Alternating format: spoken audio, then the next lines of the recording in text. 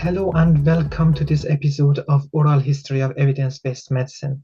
This is one of the two series in which we started documenting the developments, including the technological developments in our field in conversation with the leaders and funding pioneers. We are documenting the past, present, and the futures for all generations of evidence synthesizers or systematic reviewers. Our guest today is Professor Jean V. Glass, and many of you would associate his name with meta-analysis. Jean, if I may, please tell us your story. You can start and end wherever you would like and add as many detail as you like. I think if there is anything that audience would find helpful, please. Well, thank you, Farad. Yeah, your invitation caused me to think back 50 years, more than 50 years, actually. I started graduate school in 1961. I did with the arrival of a British statistician named George E.P. Box. And not knowing then, of course, that Box and other Brits were tremendously influential in my training, my view of research, and led directly to the creation of meta-analysis. Box started the Department of Statistics at Wisconsin. One of his first recruits was a man named Norman Draper. Draper came from Taunton, Somerset, which incidentally is my ancestral home in a sense, though I've never been there. My ancestors emigrated from Taunton in 1637 to Boston. So Draper and I were related in some distant way. I took 3 graduate courses from Draper. He was a master pedagogue. He eventually, shortly after I finished my work at Wisconsin in 65, published a book, Applied Regression Analysis, which was a classic in the field. But it was George Box whose influence was tremendous in statistics. I regard him, along with John Tukey, as probably the most influential statistician of the second half of the 20th century. The first half, in my opinion, goes to Sir Ronald Fisher, another Brit. Coincidentally, Box married Joan Fisher, one of Ronald Fisher's 6 daughters. He not only married into the family, he accepted most of Fisher's view of statistics, which, looking back historically, is now recognized to be the opposite of Neyman-Pearsonian statistics, with its hypothesis testing influence and focus on the testing of hypotheses. Anyway, 3 courses with Draper, very influential. A course with Box. I remember after one of those lectures, falling into conversation with Box and telling him about a new discovery by a psychologist at the University of Michigan. He had invented a statistic called omega squared. I later found out that omega squared, then called eta squared, had been discovered in the 1930s by 2 other textbook writers, Peters and Van Voorhees, and pretty much abandoned as not important and not interesting. Basically, what William Hayes, the psychologist, tried to do with omega squared was produce a summary statistic from a fixed effect experiment that answered the question to how much of the variance in the dependent variable was accounted for by the levels of the fixed effects. Box listened politely and said, that makes absolutely no sense. And I said, well, I'm surprised. He said, fixed effects questions are questions about means and mean differences. That's all. And that certainly stuck with me. Other work that Box did set me off on a 10-year trail in time series analysis.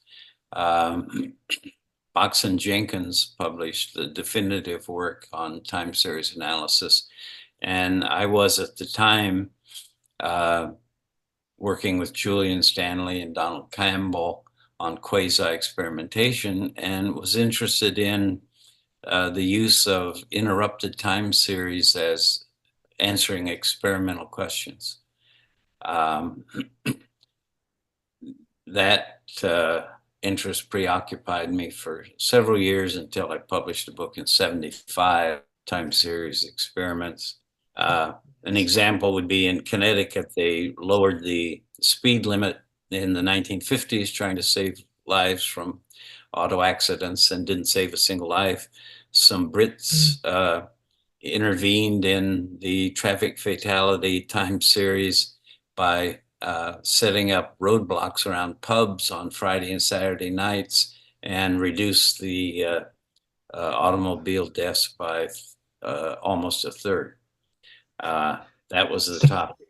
My interest in it was due entirely to George Box. But I left graduate school with a flaming anxiety neurosis, and went immediately into psychotherapy with a psychiatrist in Illinois, Champaign-Urbana at the time.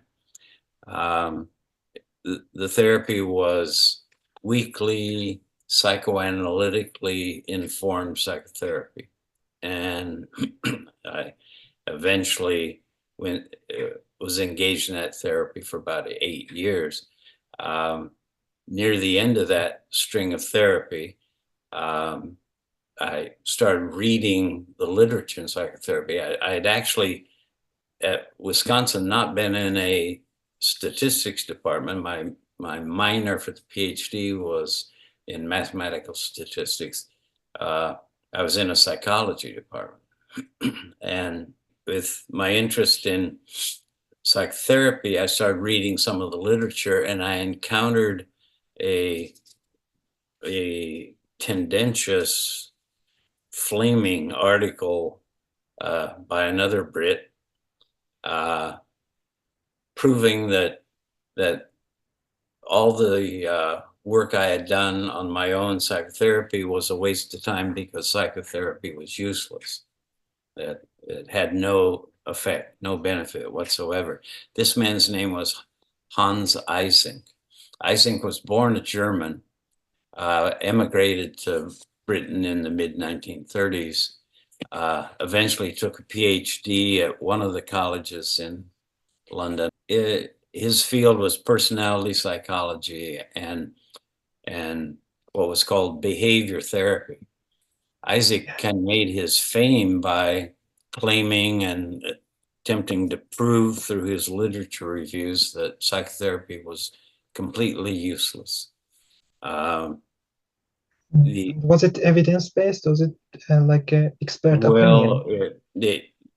Indeed, it was evidence-based in such an inept and incompetent way that it led me to what we eventually called meta-analysis.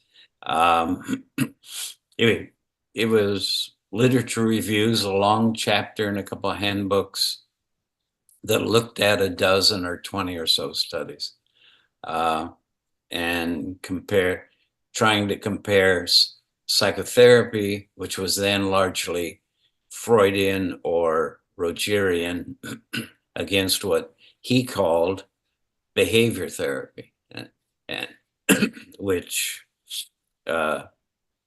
used reinforcement methods to try to solve psychological, behavioral, or emotional problems. He claimed behavior therapy was wonderful and psychotherapy was a fraud and completely useless. Of course, I had an intense interest in what he was writing and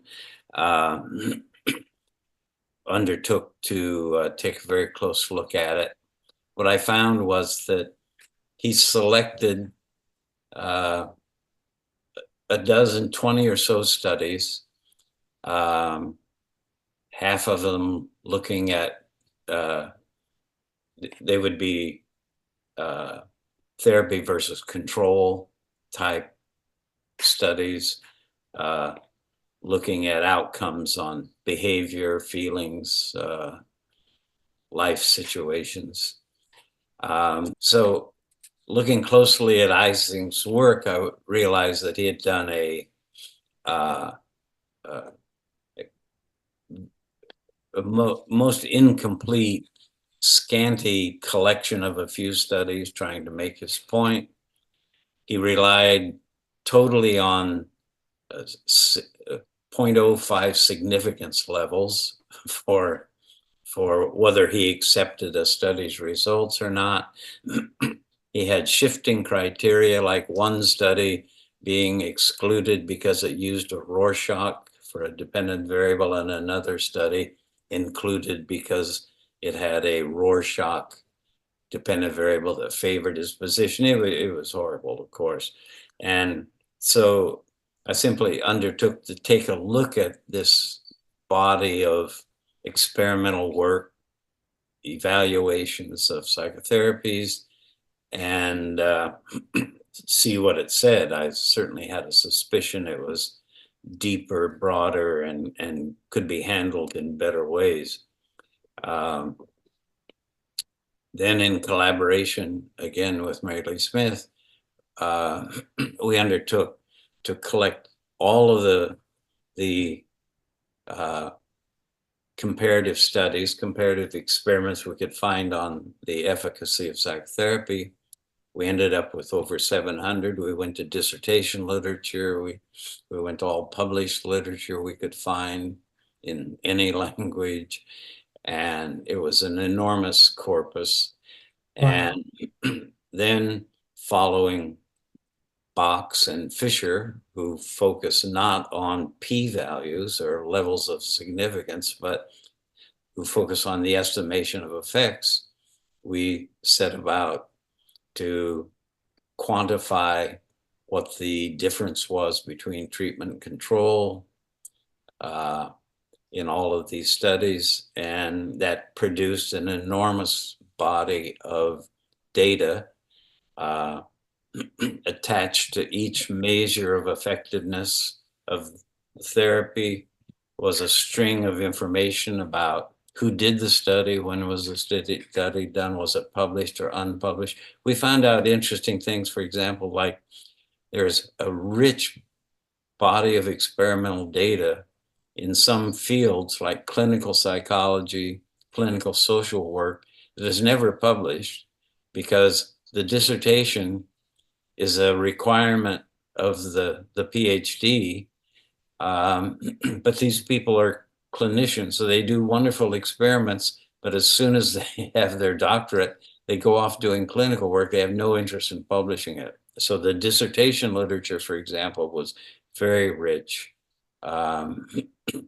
Anyway, that work eventually led to a publication. First it led, I had to give a presidential address in 1976 to an organization called the American Educational Research Association. And that obligation usually paralyzes the poor person who has to deliver the presidential address, because it's like such an august occasion. You have to have something wonderful to say. So I was definitely looking for something wonderful, and I was a little nervous about going so far into psychotherapy with education researchers, but I took a chance on it in any event. I needed a name for what I was doing, and it occurred to me, I had a friend wonderful man who died a year ago, Michael Scriven, another born in England,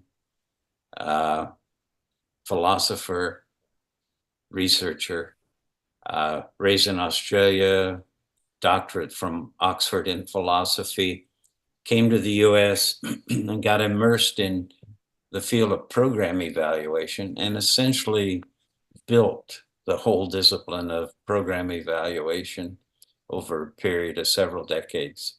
I was editing a book on program evaluation for Sage Publications in about 1972, and Michael contributed a chapter. Almost every chapter in the book by other authors dealt with Michael's work one way or another.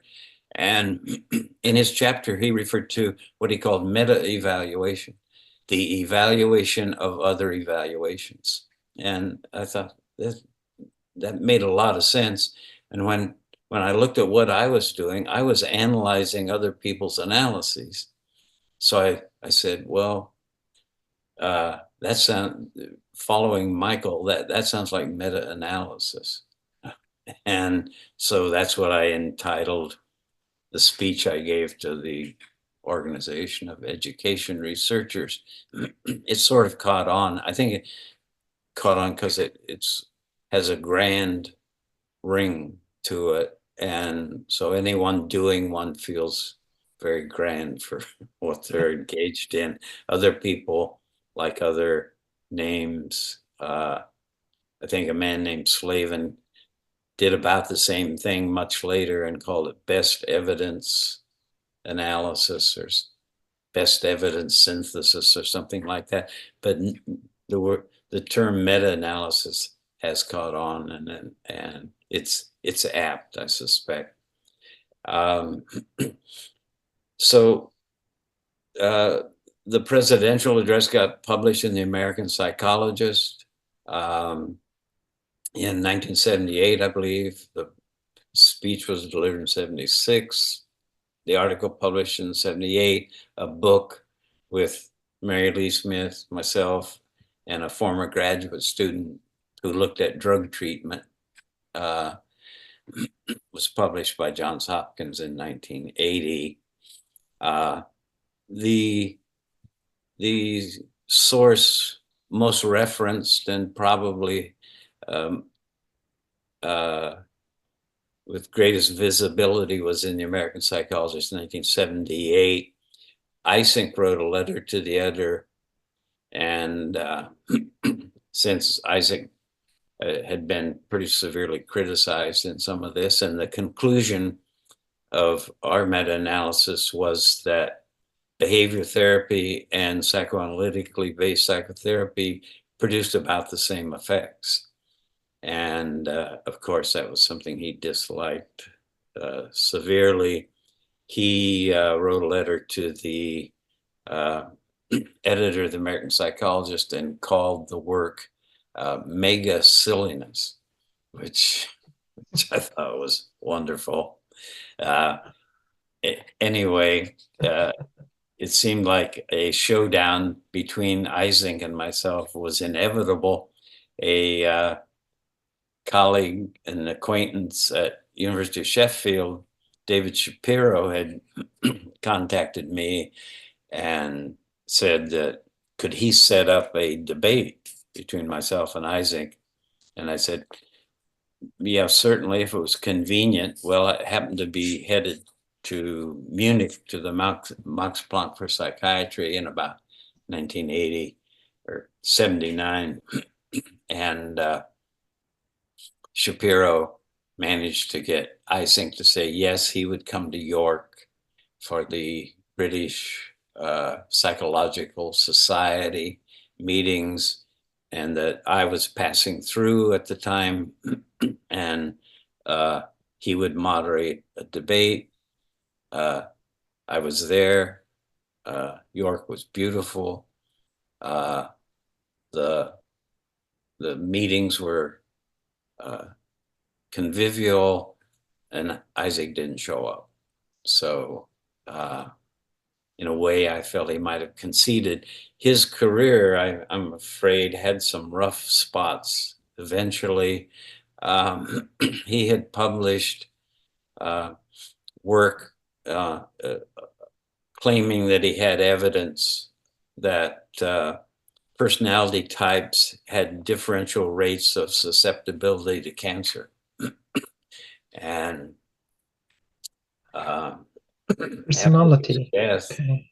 after his death, there was a lot of investigation of that. And I think he was at the College of London, found many irregularities, and that really undercut any claim he made of that type. Ironically, I think he was at the same university that had once housed Sir Cyril Burt, whose work on intelligence and whatnot had run into some tough times too after he died. Burt was started publishing in 1905 and stopped publishing in 1965.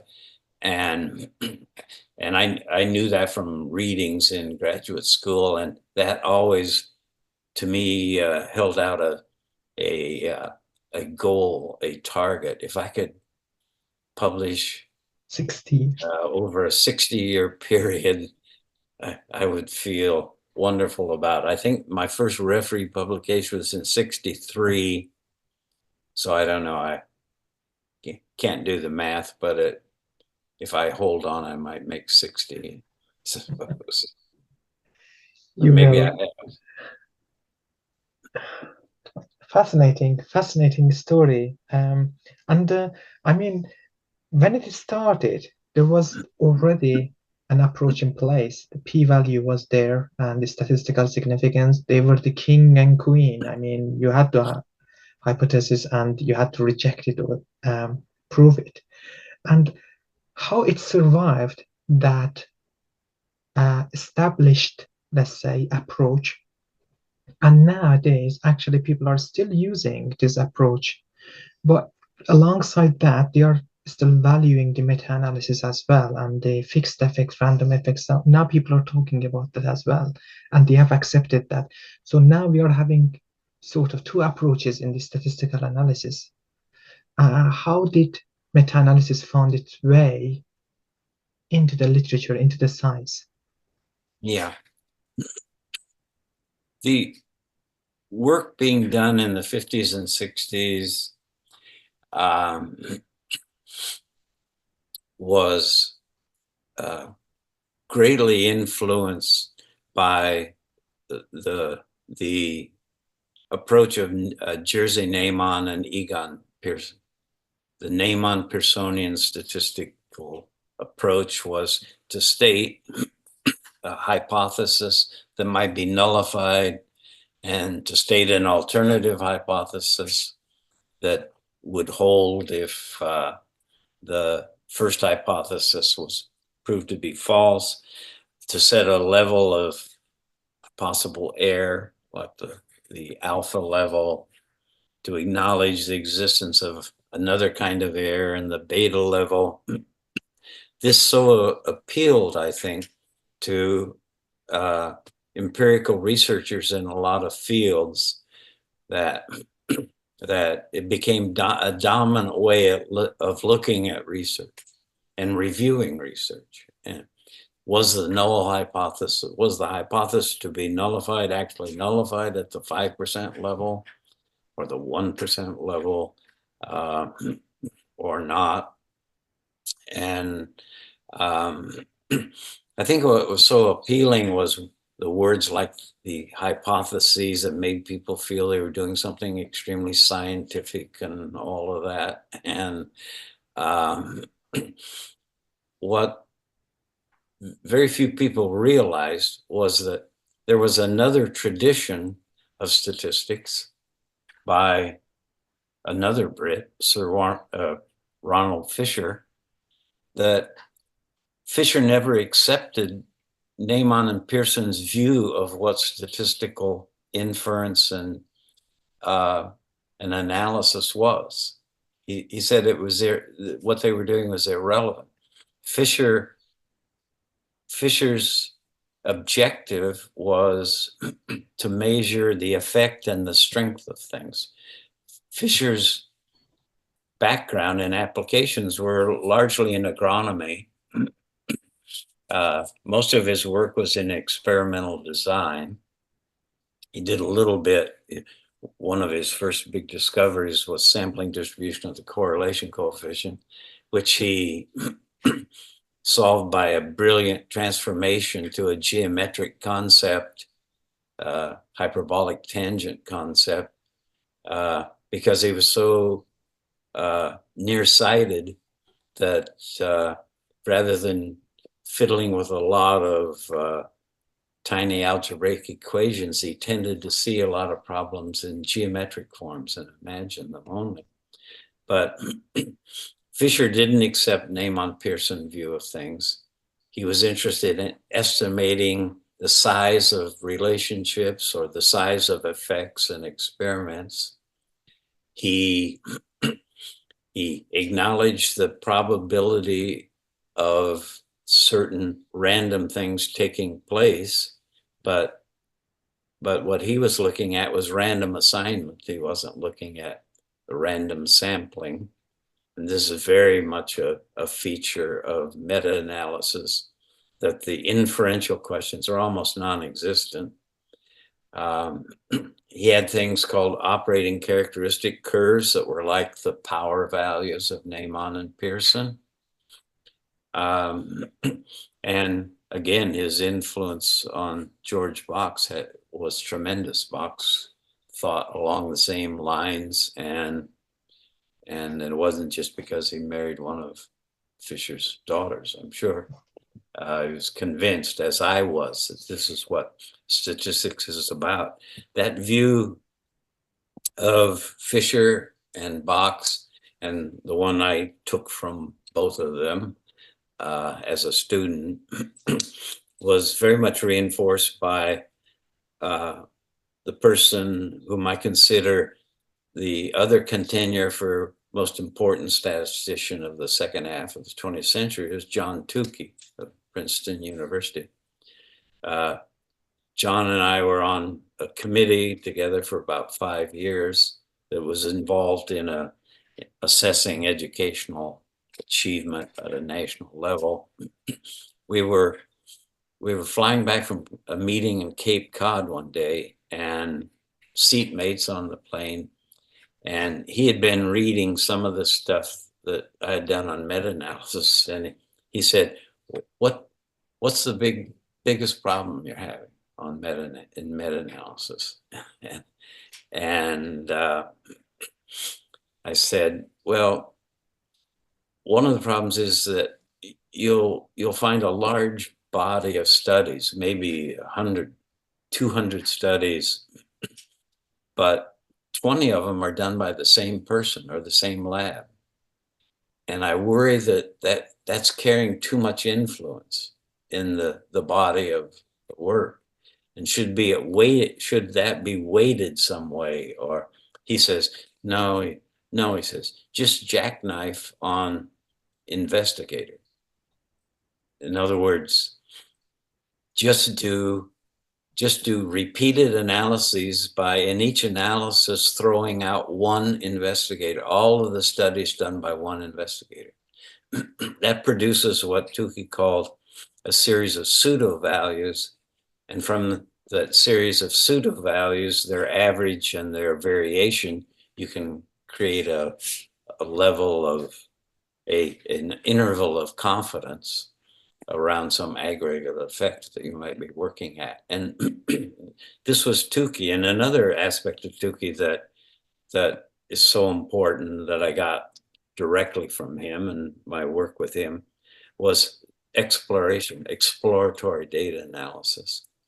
He said that no one can resist. In Neyman-Pearson theory, you just have one hypothesis and you're only allowed to test that one, and you're not allowed to go back in and look at the data in other ways, because who knows what the probability would be that you might mislead yourself or think something is real when it's really random. Tukey was the opposite. He said, you look at the data, you visualize it in many alternative ways. You make many different calculations on it, and eventually you, if you're lucky, you will discover things that you never thought of. And so sensitivity analysis and exploratory data analysis. Exploratory data analysis. And it was interesting because I did something like that. After the 1980 book, I drifted off into other fields, I'm sorry to say. Well, not so sorry to say. There was a famous physicist, an Italian, Enrico Fermi, and Fermi once remarked that a scientist should change their field every 10 years. And that was certainly my experience. If you hadn't had a good idea in 10 years, go on to something else. Or even if you had a good idea, you're not likely to have two. So try another field. And so after about 1980, I was drifting away from statistics and got interested in public policy analysis, usually with some empirical twist to it, and spent a good 10 years on that, and then shifted on to something else. But after the publications of the articles and the books on psychotherapy, and by 1980, all that was left was that I was still intrigued by a couple of things I'd seen in the psychotherapy meta-analysis. And so I went back and I looked at a special set out of these 700 comparative experimental studies. There were 9 experiments, only 9, that pitted a psychoanalytic psychotherapy against a behavioral psychotherapy with random assignment to the conditions. And excellent work in the measurement of outcome variables and whatnot. Only 9. So I took those 9 studies, and that would address Eysenck's question head on. Is behavioral therapy superior to psychoanalytic psychotherapy, or is it the other way around, or is there no difference? Most of the conclusions that came out of the massive work that Mary Lee and I did was that different types of psychotherapy have about the same effectiveness. And actually, I did therapy for about 6 years during the 1970s at my university. And I was pretty convinced that those who argued for the common factors explanation of why therapy works are correct, that all types of therapy have certain commonalities that are very effective. It has to do with the person is ready to change because they've made the commitment to ask somebody to enter therapy. A warm relationship is built, which has many positive effects and other such things. Anyway, so I went back to these 9 studies, these 9 experiments, and what I found was, and if I can show that. Yes, very famous. What I found was that the top curve, that we're looking here at the difference in effectiveness between behavioral therapies, the top curve, and psychoanalytic psychotherapies, the bottom curve, by month of follow-up, measurement of the dependent variables. And immediately after the therapy ends, the behavioral therapy scores high on inventories like, did you stop smoking? Have you lost weight? Are you still married? Are you happy? So are you depressed, and so forth? And they outperform the psychoanalytic psychotherapies. But as time goes on, and this graph goes for a year, they're headed toward the same point. They're equally effective. And Interesting. Those whose therapy had focused on emotions and ideas and defenses and whatnot, psychoanalytic talking therapies, their behavior changes over time. The behavior therapies, which focus on, eat less and we'll reward you, or be happy, give you candy.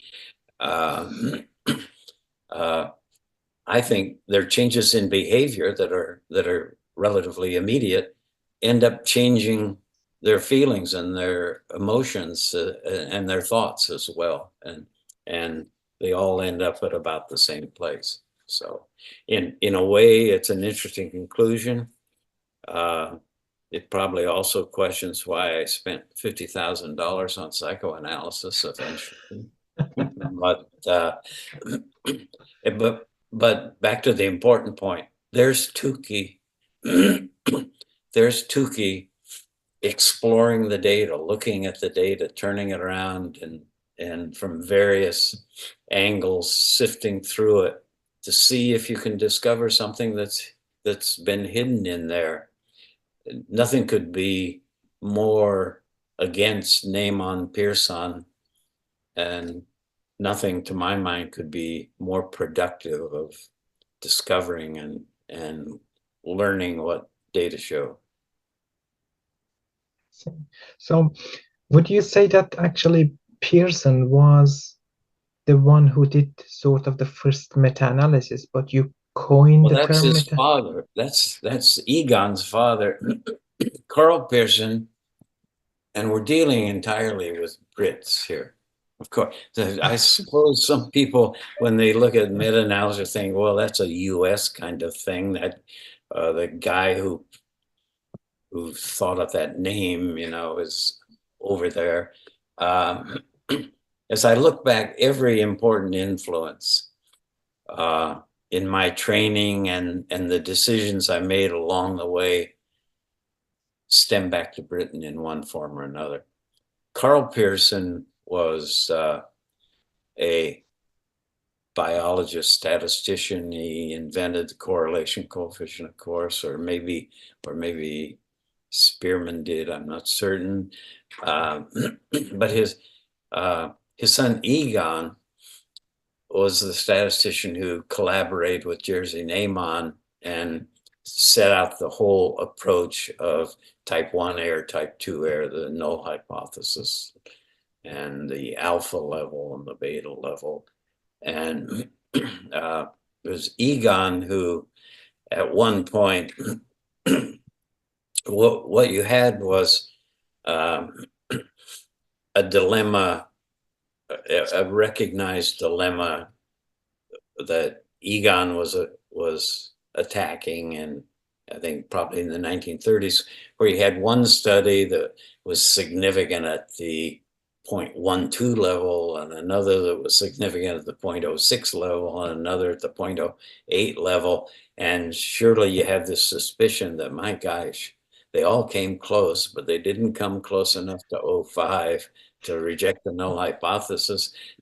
So he found a transformation, taking logs of the sums and whatnot, that would eventually lead you to rejecting whatever the hypothesis was at the 5% level or whatnot.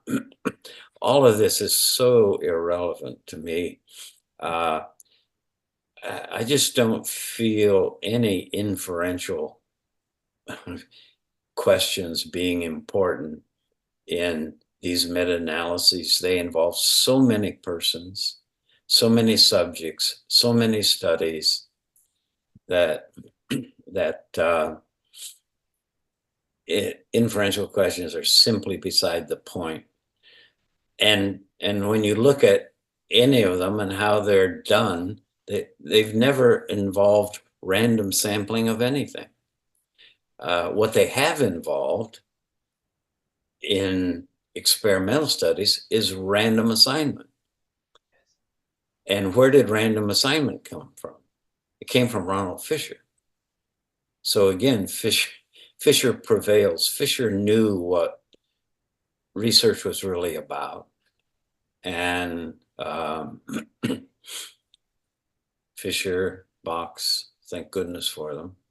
So you already looked back to the data once and identified these 9 studies based on the randomization, and you selected to reanalyze them.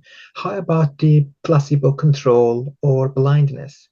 Did you look back at the data for the double-blind studies or placebo-controlled ones? Oh, yes, yes, yes.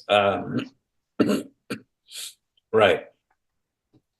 In each study we did in the psychotherapy meta-analysis was coded with respect to features of the study, superficial features like did it get published, where was it published, when was it published, but more important things like was random assignment used, or was it matching, or how was the dependent variable measured? Was it blind? Was it double blind? What we found, and what was upsetting to many, and was that the quality, the purity of the study in terms of the controls and blinding and whatnot had very low association with the size of the effect from the experiment. That a study that would immediately be rejected by a journal as having, wasn't double blinded or used a dependent variable measure of low reliability, those distinctions made very little difference in what the important outcome of the experiment was. The story of the treatment was so strong, it came through overcoming any minor shortcomings. Now, that's not true in every case, of course. There are in history a lot of quasi-experiments and non-experiments that were horrible and misled people, something awful. But in the literature we were looking at, which was psychotherapy literature, the standards were pretty high to begin with. Those were dissertations. Those were researchers in academic institutions or research institutions who did a pretty good job. So we didn't have a huge range from the most perfect study in the world to total incompetence.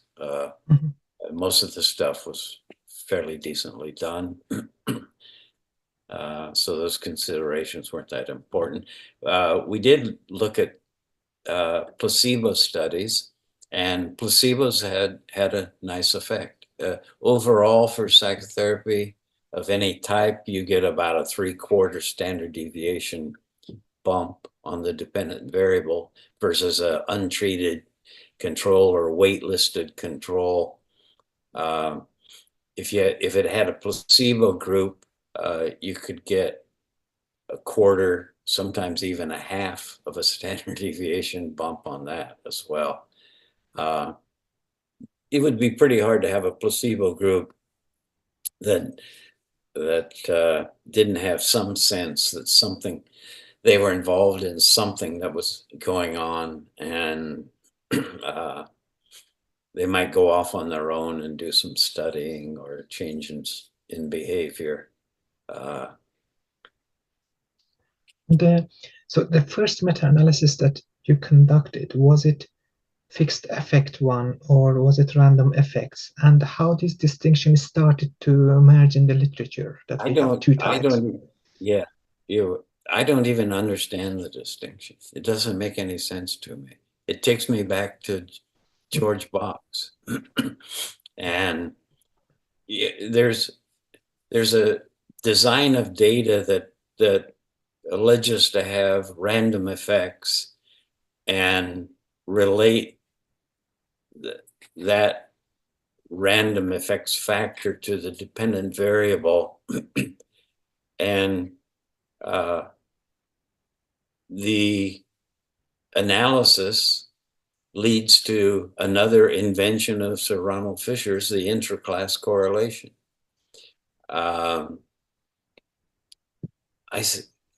see no questions. Almost all the questions we're interested in, again, for policy or directing our choices in the world, are fixed effects questions. And that in essence was what George Box was telling me after that lecture one day. He said, this thing from Bill Hayes at Michigan that he called omega squared is really nothing more than the intra-class correlation. If the levels of the factor were random, but they're not, they're fixed, and all we really are interested in are mean differences. We're interested in effects, and that's it. I frankly see so little application of inferential statistics to the whole business of meta-analysis.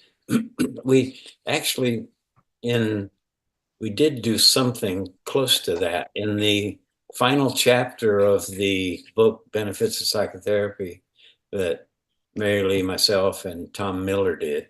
Came out from Johns Hopkins Press in '80. Miller, in his dissertation, he was my doctoral student, in his dissertation looked at the effects of psychoactive drugs on behavior, depression, anxiety, other forms of behavior.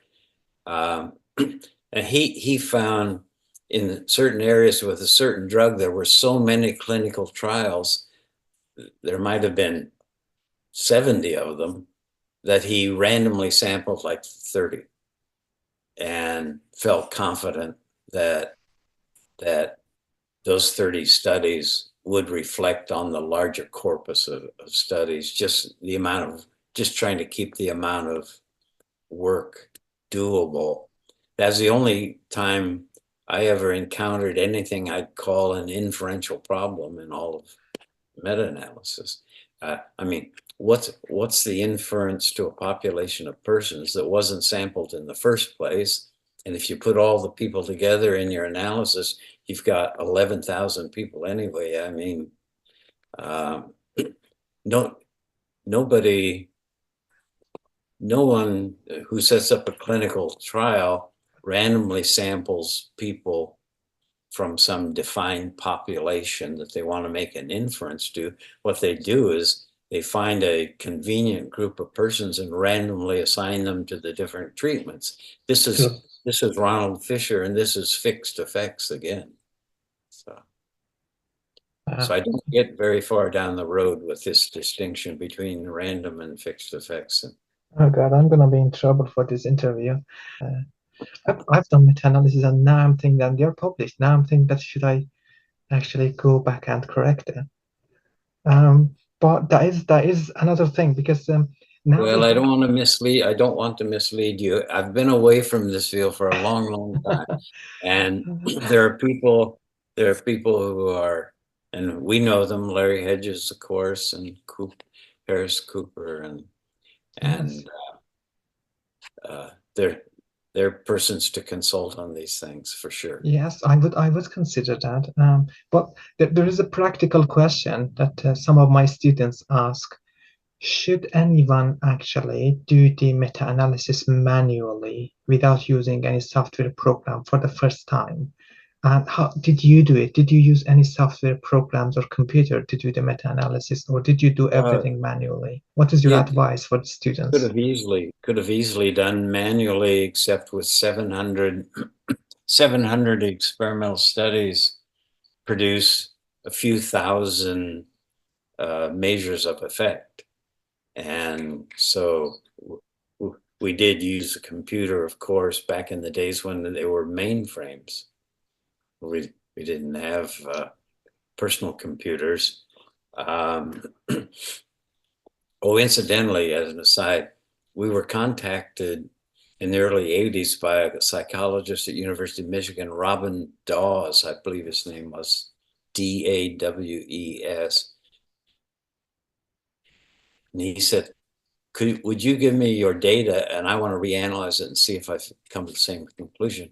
And we sent it all and he analyzed it. And he says, yeah, I came to the same conclusion, which was reassuring. I didn't for a moment question my neutrality in the analysis. I knew in my heart I didn't waste my life going through 10 years of psychoanalytic psychotherapy for no reason, or that I was deluded, but that didn't affect what I did with the numbers. And an outsider looked at the numbers and came to the same conclusion. So one of the questions that many people have is that you started the first meta-analysis in psychology, and you presented it actually in education society or association. What we see right now, the meta-analysis has got wide acceptance in the medicine and healthcare compared to the education, social science, and psychology. Right. And in psychology, actually, there is a recent discussions about the replicability or the reproducibility crisis, because the idea is that many of the research done in psychology actually now cannot be reproduced. So why is that meta-analysis made it to the medicine healthcare? But even though it started from psychology, it didn't become the major thing in psychology immediately. Right. Yes, that makes perfect sense. Shortly after the American Psychologist article 78, I was contacted by a psychiatrist at the med school in Colorado. And he said his name was Herbert Schlesinger. He'd been trained at Topeka by the Menninger brothers, very psychoanalytically oriented. He wanted to get together and talk about some things he was interested in. And he was in a medical college there, of course. We collaborated on a few things, became friends. He eventually left Colorado, went to the New School for Social Research in New York City. He died 2 years ago at age 100. He was a wonderful, wonderful scholar, great researcher, wonderful person. That got me a little closer to some medical applications, but not many. But here's where we stand on that. Meta-analysis and I gave a talk to the psychology department in Colorado on this one day 30 years ago. I collected several meta-analyses that were done in education, in social work, in psychology and whatnot. And I compared the effect that and these were like comparative experiments, clinical trials or whatever. And I compared the effect that they showed on average and the variability of the effects from all the various studies. And in almost every case, the average effect is pretty small and the variability in the effects from the studies is very large. There's a thing in survey research called coefficient of variation, where you divide the mean by the standard deviation. And in survey research, it has some real meaning and importance. With arbitrary scales, it tends not to have the same meaning. But what it showed was that experiments, clinical trials, let's call them, on the same topic have enormous variability in the effects they show. This happens in fields like education, social work, psychology, and other applied fields, because the treatment that's being evaluated is so complex, is so gross, it is subject to so many different interpretations in all of these experiments that you're producing a lot of different effects. And so what it says is the average effect, the benefit from an experimental intervention in a lot of these fields is not a good basis for action or policy, because the excellence resides somewhere else, not in a name, not in a category, not in the name Rogerian therapy, not in the name psychoanalytic psychotherapy, not in the name of Skinnerian therapy, because so many different things are done under that name. I don't think that's the case in let's talk about clinical trials in medicine. There's a drug, there's a dosage, there's an amount, there's a schedule. There's not a lot of variation in the application of that treatment. Hence, and I haven't looked at this question, perhaps someone should, take several meta-analyses in medicine, look at the average effect, the average benefit, and compare it to how much that average has differed from one meta-analysis to the other. And my guess is that the effects from the multiple studies are fairly tight around that average, because the treatment is standardized, well-defined, implemented in a consistent way. My experience with medicine, I've had 2 cancers, 1 heart attack, and now I have a neurological problem called trigeminal neuropathy. I live half the year in Arizona. I live the other half the year in Colorado. During my treatment for both of those cancers and the heart attack, I was treated half the year in one place and half the year in the other place, and I had identical treatment. The same drug, the same dosage, the same schedule, the same treatment, the same chemotherapy. And I remember leaving with the lymphoma, leaving Arizona and talking to my oncologist, and I said, we're not done. We have to go 2 years of this. What am I going to encounter in Colorado? I got to Colorado, absolutely the same treatment. So I think you're dealing with totally different areas here. One of them is highly standardized and highly controlled in the treatment being evaluated. The other is a big, complicated muddle of things. Interesting point Does that of make view. any sense? It does, because there is recent developments actually that we call the majority of the interventions coming from the social science and education, we call them complex interventions. And there is very good.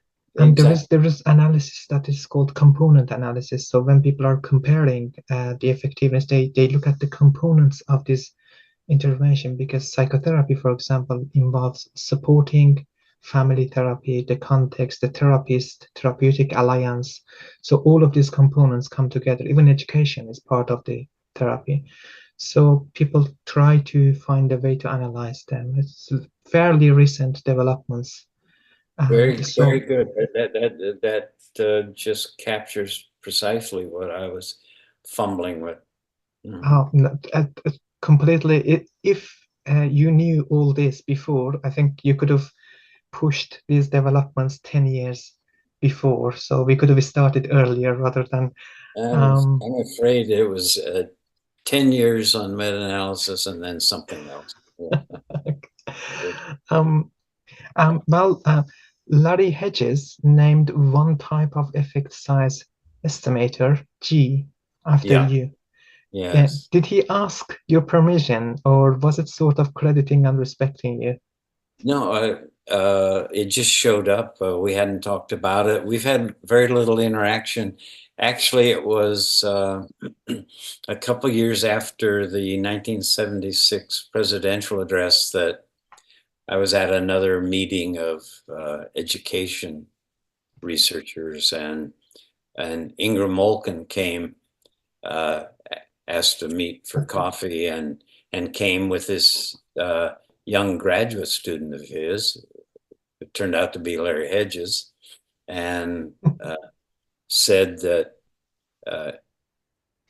indicated had Larry described some of the things he was doing for his dissertation, wanted my reaction, and they were fine things. Again, they had too much to do with inference, and in my opinion, I didn't discourage any of it, of course, because who knows where it might lead. It's just that I wasn't interested in it, but I did give him a lot of encouragement. We kept in touch a little bit. I didn't know the G was coming, and there it was. About the only thing that rankles me about what people have said about my place in the evolution of this particular area of interest is that they say that Glass invented the effect size. Glass invented average treatment minus average control over standard deviation. Well, good heavens, that's fine. And then someone will write an article saying, but he took that from Cohen, who wrote a book on power way back in the early 1960s. Jacob Cohen. Well, Jacob Cohen's effect size, he was talking about the effect when you calculate the power of the hypothesis test in Neyman-Pearson theory. He had no idea about meta-analysis.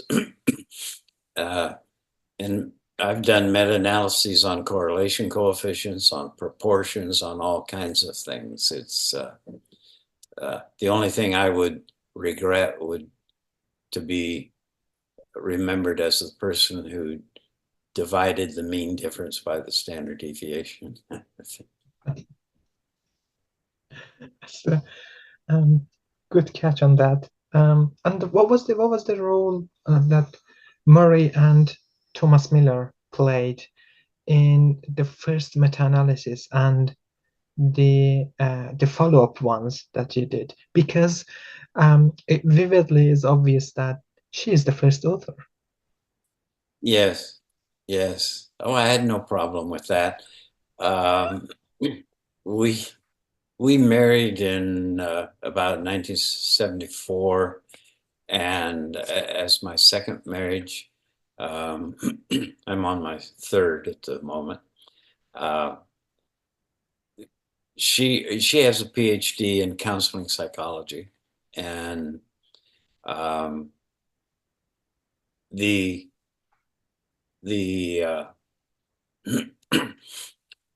work, we collaborated very little on the first meta-analysis in psychotherapy that became the presidential address in '76. But that was on a limited body of studies, maybe 100 or so. I can't recall. But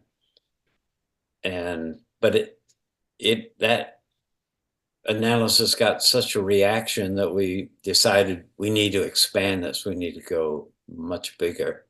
And so that involved an enormous amount of work, literature search, obtaining microfilms of dissertations, and then the coding of 700 studies on about 15 variables. So you have to read all of those.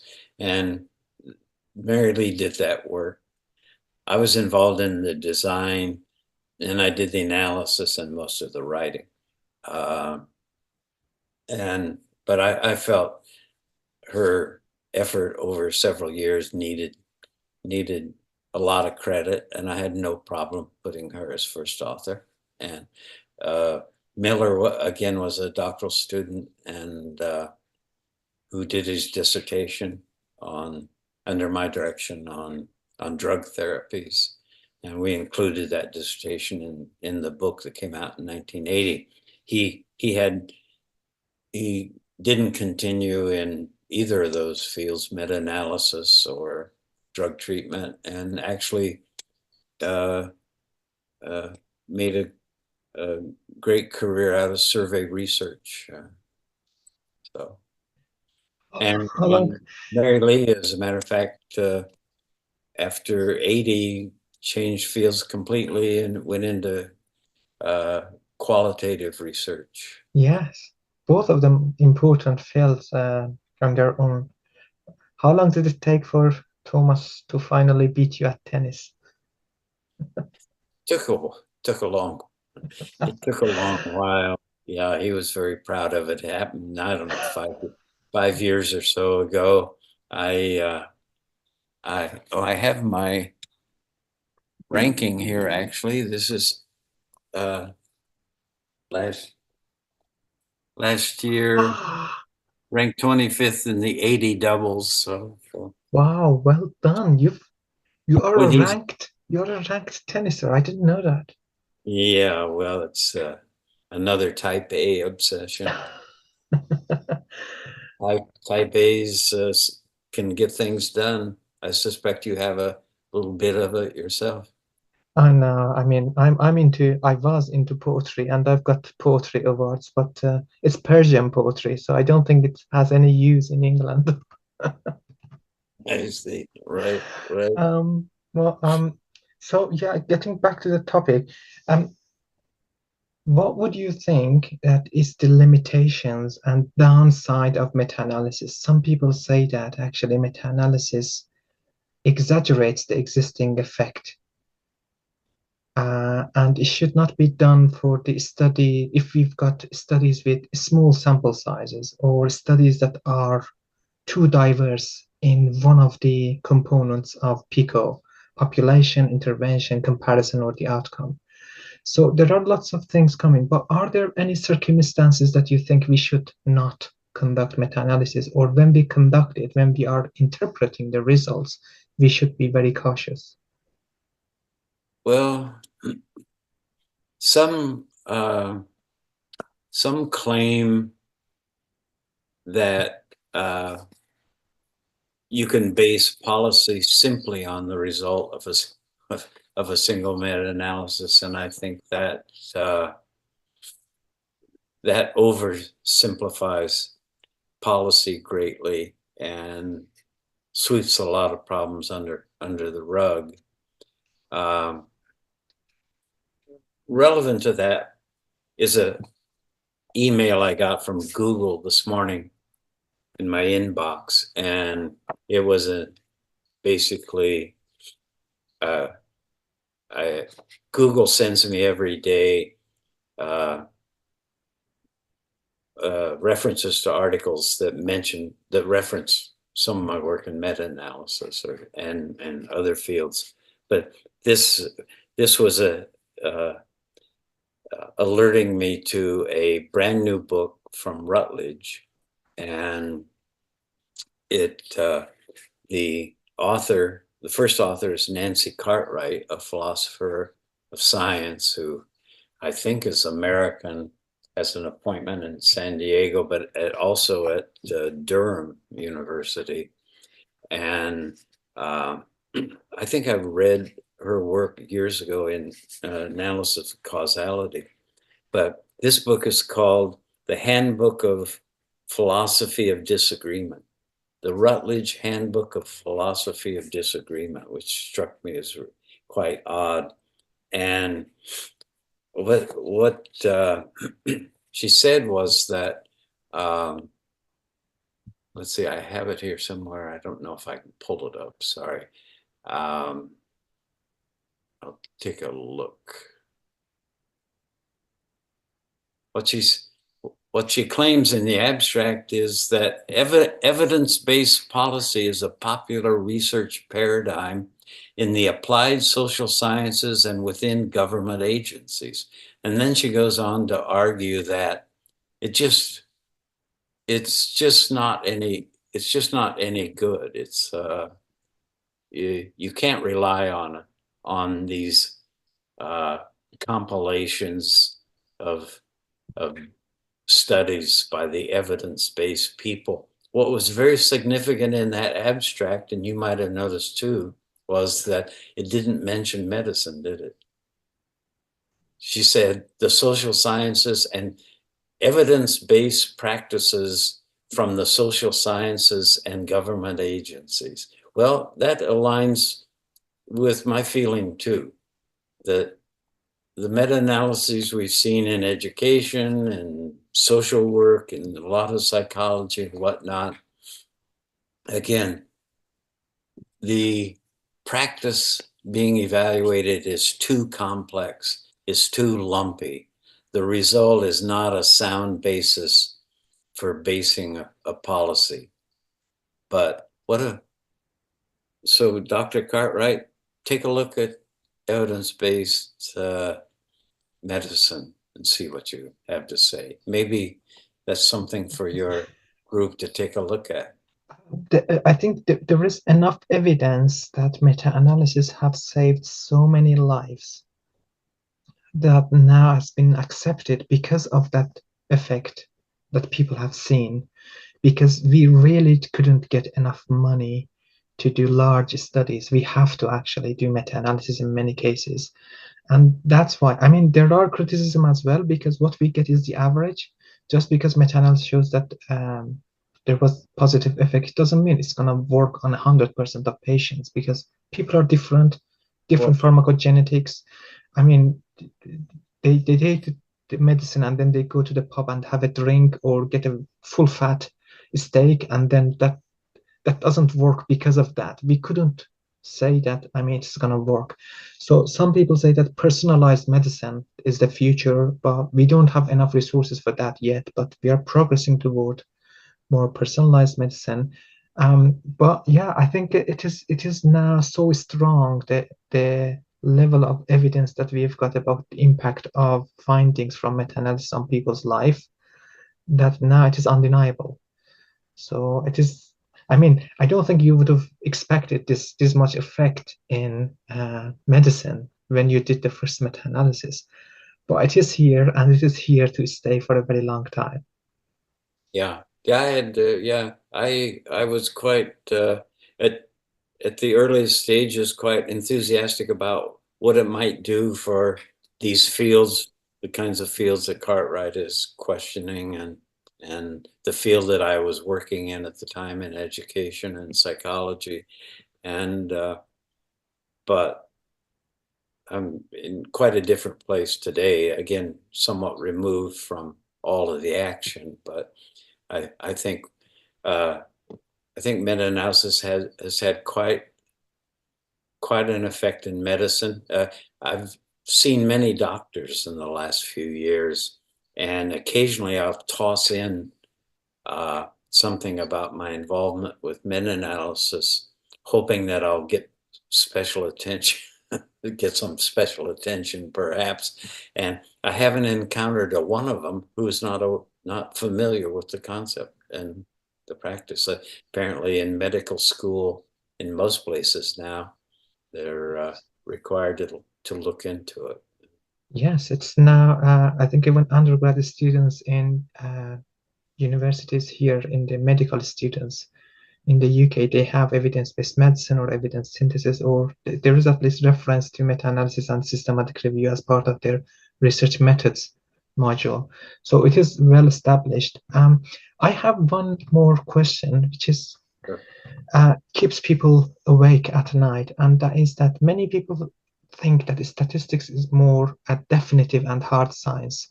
And when it comes to the different approaches in statistics, and I refer to the review you wrote to the book titled The Future of Meta-Analysis in the last paragraph, actually, and I quote that you say, but it simply is not as interesting or as important as the perspective that Rubin has now clearly articulated. Then you actually say that this is better than what I've said. And then for the Cronbach's criticism as well, that made you go back to the data and look again. So based on this, should we get used to such pauperism and autocorrecting signs? Because many are worried that whatever we are doing now with the meta-analysis and the network meta-analysis, should there be a day that we look back and say that all of that was wrong and there was a better way and we could have discovered it sooner? And how we know that when we finished it and published it, knowing that we've done the good job and it is trustable and it's not going to be negated in the future by a new statistical method or approach. Yeah, yeah. No, we have no alternative to what we're doing.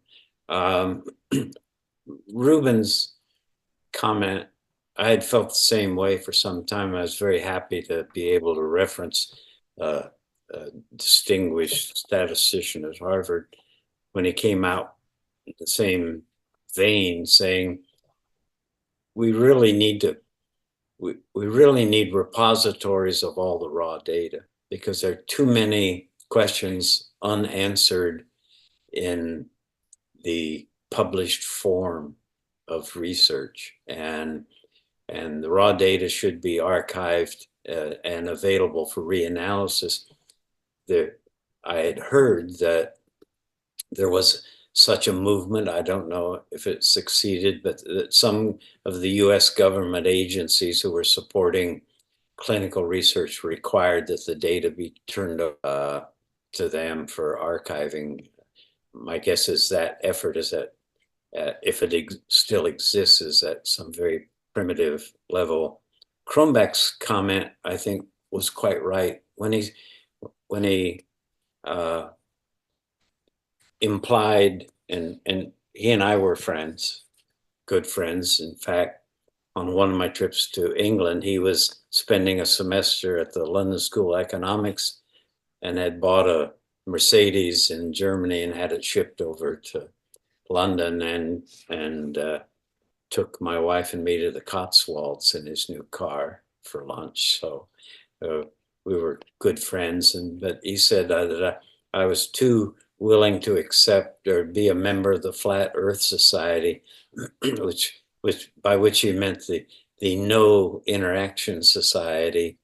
I think basically what he was pointing out was the problem with these fields where meta-analysis has been tried, but the so-called treatment or intervention is too complex.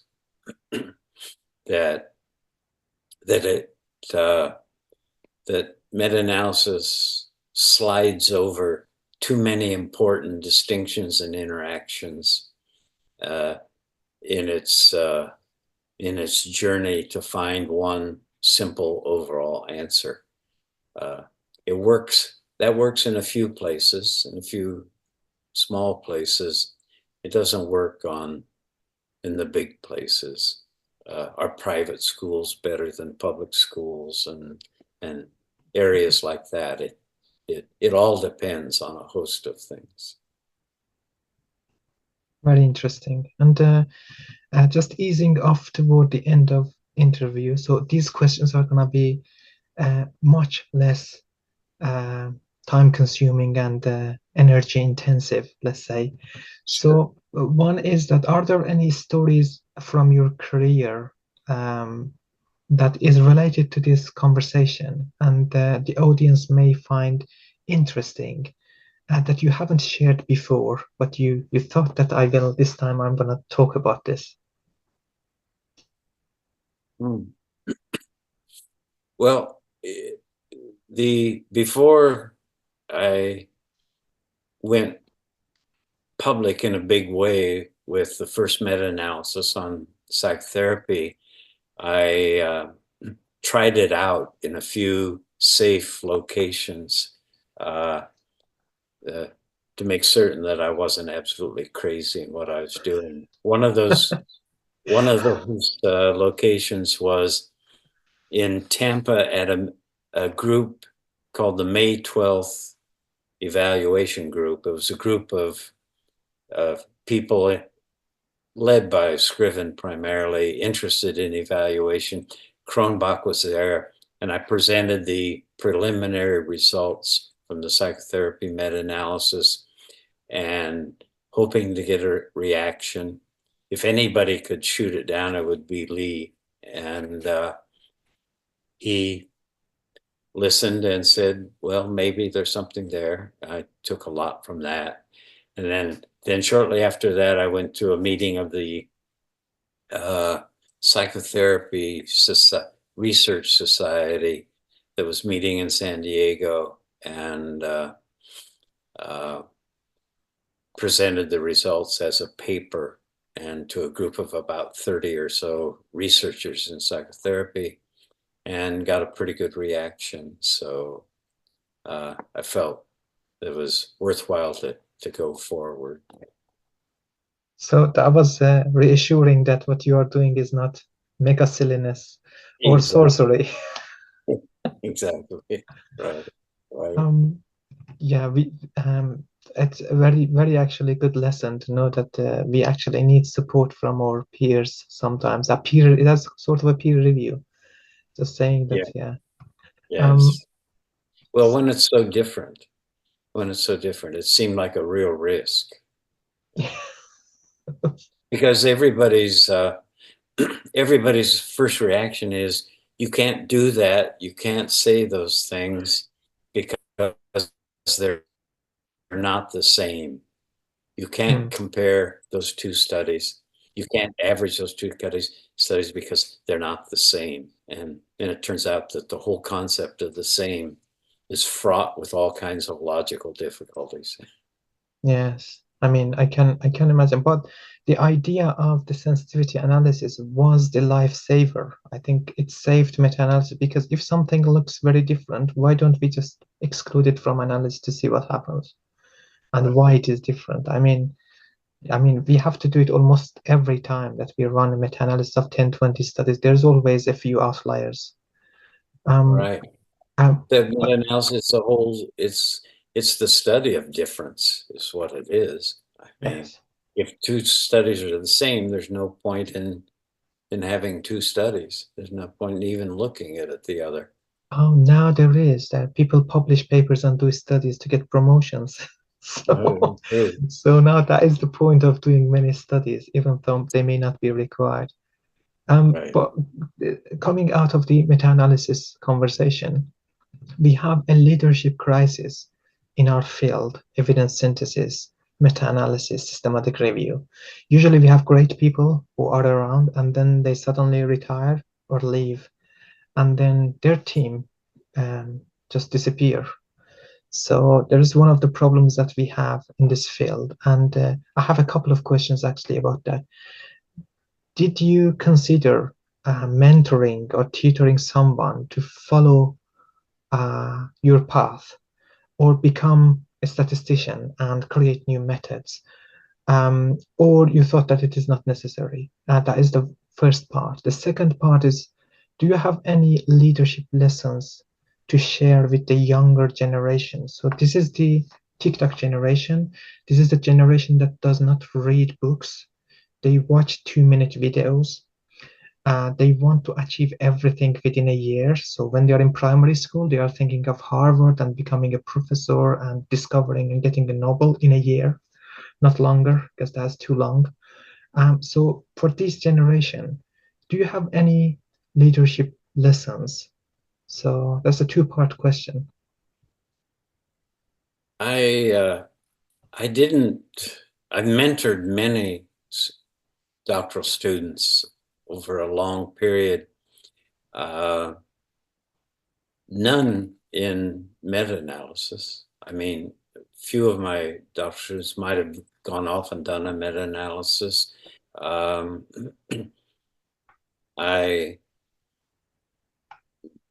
I essentially moved out of statistics fairly early.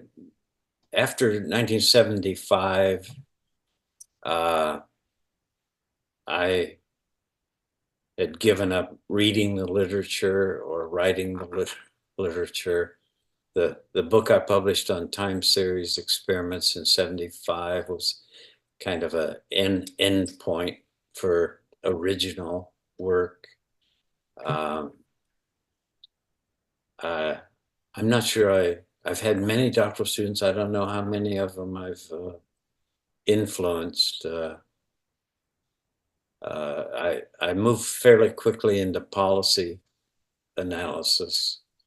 And by 1990, having discovered the internet, I became obsessed with open access scholarly publication, created 3 or 4 journals, still work on one. 3 of them are among the oldest open access journals in any field. I do feel that the affordances of telecommunications have to have an enormous effect on research and how it's done and how it's reported. I think we may still be stuck a lot in older practices and older customs. And my cynicism about peer review, for example, knows no bounds. I have very little respect for peer review. And I even had a student who went and interviewed scholars and scientists in several different fields, from mathematics to physics to chemistry to psychology to education. And that almost forms a hierarchy of rigor and strength of paradigms. And ironically, at the top in mathematics and physics, they said, I don't want peer review. I want you to send me what you wrote immediately. I'll make up my mind whether it's useful. And in fact, there was even, still exists, a facility at Los Alamos, New Mexico, where scientists post their work as soon as they've written it up. And yes, and all of these people that my graduate students interviewed said, I go to Los Alamos first thing every morning, and I don't want it peer reviewed and read about it a year from now. And as we go down to psychology and to education, it was, oh no, we need peer review. I can't read something that hasn't been authorized, that hasn't passed peer review. Well, how ironic that the least likely stuff to be true or false by any standard is what people want to have peer reviewed. And the most important stuff, following well-established paradigms, they don't want referees interposed between them and the work. So that's enlightening. There has been some shifts, because I usually say that medicine is 2 decades behind mathematics. So we started medRxiv 20 years after ArXiv. So now we have medRxiv, and we also have PsycArXiv. medRxiv is actually very active.